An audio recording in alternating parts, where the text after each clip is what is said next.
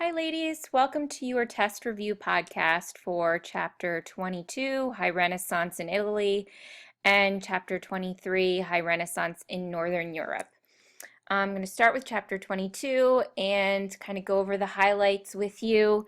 I was just looking at your test and it looks like it's mainly going to be on the required works from the College Board, so you should really know all of those works very, very well, be comfortable with all of them, and then I'll throw in a couple other things that I covered in class.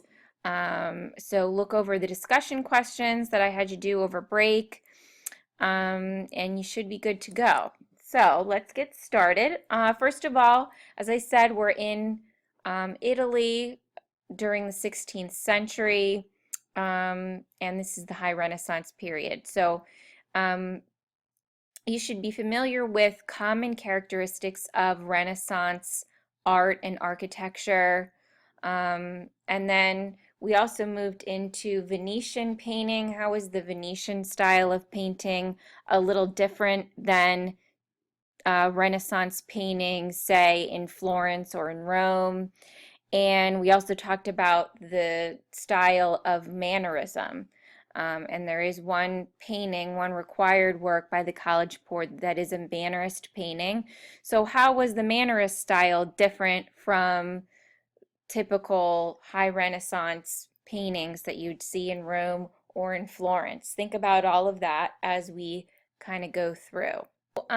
Lots of the concepts that came about during the early Renaissance, like linear perspective and humanism and this obsession with classical antiquity, all of that sort of flows into the 16th century and really has grown. Okay, so you see many artists and many artworks that have just astounding realism, astounding mastery of skill, and some of the most famous art ever created was created during this time period.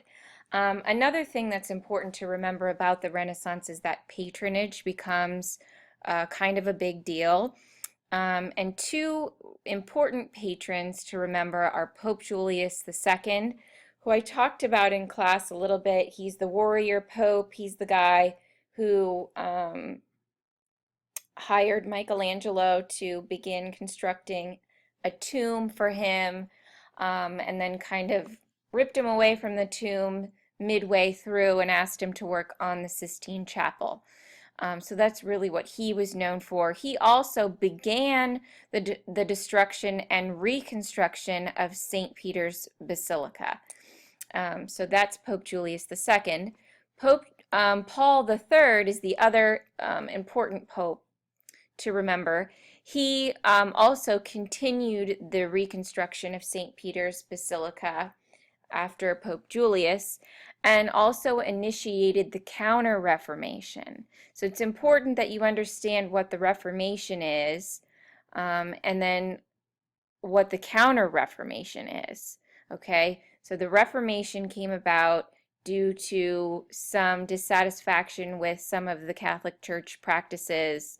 You should know Martin Luther, absolutely. He's the most important reformer of the time period, and he published his 99 Theses. Okay, so you need to know that.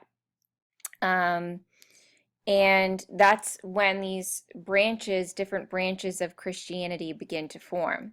So while I'm on that topic, do you remember what I said about Catholic church decoration, how they felt about decorating the inside of the church, as opposed to how the Protestants felt about that? So hopefully you're recalling our discussion of how Protestants felt that lavishly decorating the inside of the church was seen as idolatry. So any Protestant commissioned artwork was usually small. It was usually for private residences. You didn't really see a lot of painting or altar pieces, elaborate altar pieces, things like that in Protestant churches.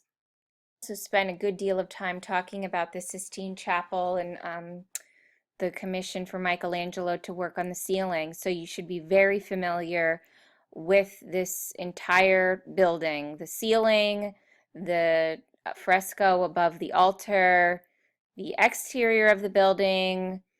We spent a good deal of time on that, and the College Board wants you to know not just the ceiling, but they want you to know a couple different details as well.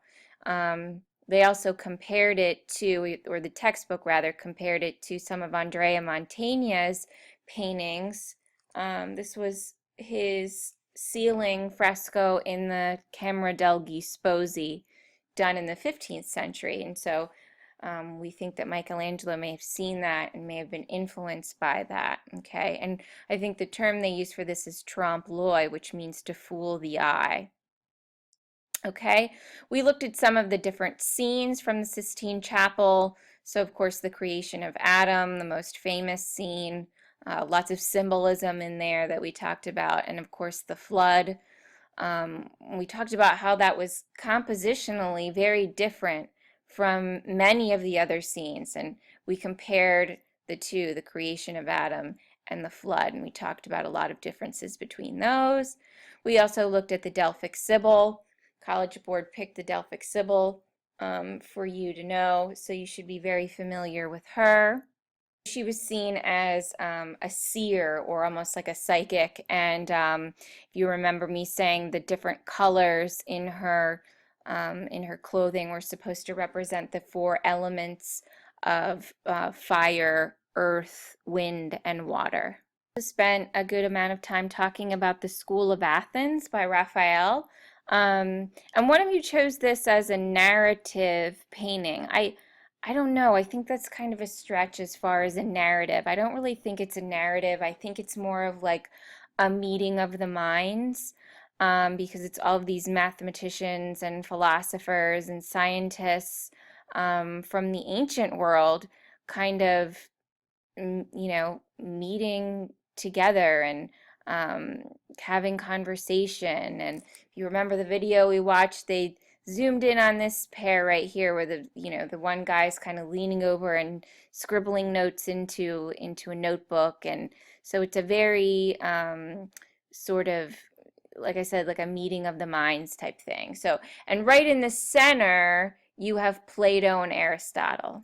Okay, and then of course hidden in there are, of course, a hidden portrait of Raphael peeking out there. And then we have this image here, who many scholars think is a representation of Michelangelo, Raphael's contemporary and one of his rivals. Okay, so be familiar with this painting too. Talked about the Venetian painters, specifically focused on Titian, and his Venus of Urbino painting is a required work by the College Board. So here he uses color as a balancing element. The dog is also seen as a pendant or a balancing object or figure, or whatever you want to say.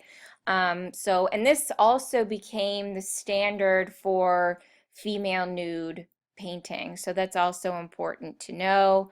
And just remember that the Venetian painters really loved color. They really were interested in these rich layers of saturated colors, and that the movement was begun by Bellini. Trying to find a Bellini. Oh, well, there it is. So this one is by Giovanni Bellini, also worked on by Titian, and this is the Feast of the Gods. So again, yeah, fluffy trees and clouds and just very, very deep saturated colors.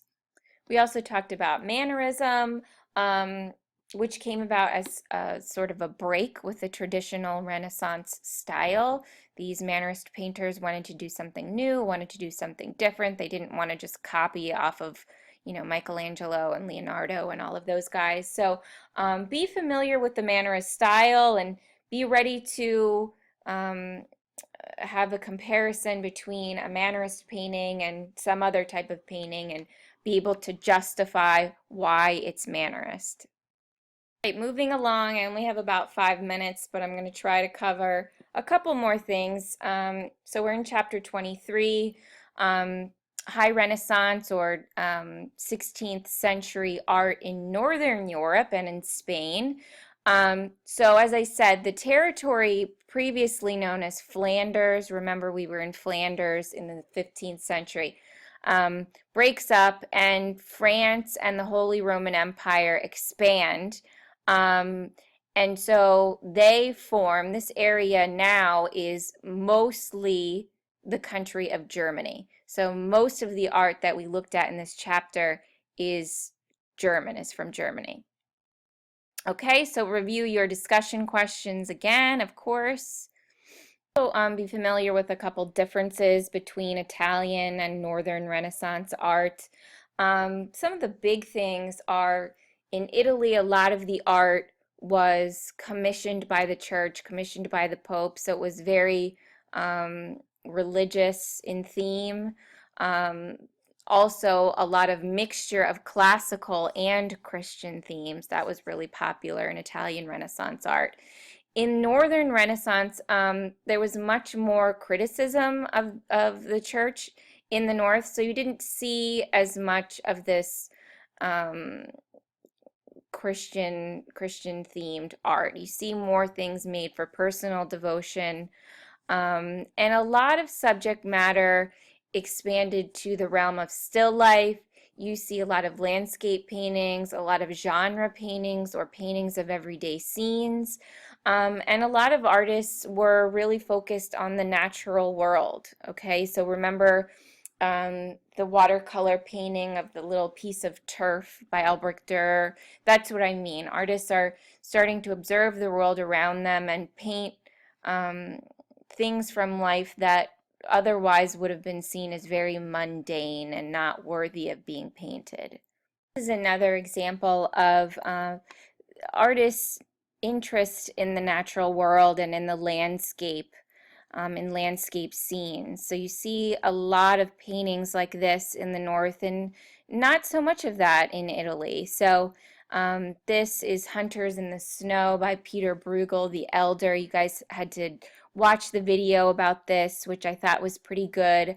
And I thought the cool part of it is that, you know, it's this really beautiful wintry landscape scene, but Bruegel actually kind of pieced together different landscapes that he had observed while he was traveling to Italy. So he actually had to travel, you know, through the Alps or around the Alps. So did many studies of that mountain range while he was traveling and incorporated that into this painting. So this is not an actual scene. It's sort of, you know, from his imagination, something that he kind of pieced together.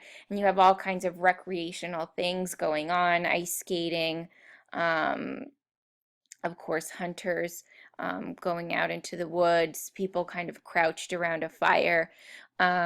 So you should also be familiar with this. And this is another good example of a genre scene too, kind of everyday things, you know, everyday recreational activities that would have been going on in the Netherlands in the 16th century.